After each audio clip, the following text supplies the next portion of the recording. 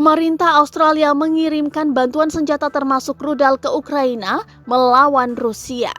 Pengiriman rudal dan amunisi ke Ukraina ini merupakan bagian dari paket bantuan Australia senilai 50 juta US dollar atau setara dengan 717 miliar rupiah. Dihimpun dari CNN, Selasa 1 Maret 2022, pengiriman bantuan itu diumumkan oleh Perdana Menteri Scott Morrison dalam konferensi pers. Morrison mengatakan, bantuan yang ia berikan adalah bentuk respons seruan dari Presiden Ukraina Volodymyr Zelensky. Kami menjawab seruan Presiden Volodymyr Zelensky. Dia mengatakan kami membutuhkan amunisi bukan tumpangan dan itulah yang kita lakukan.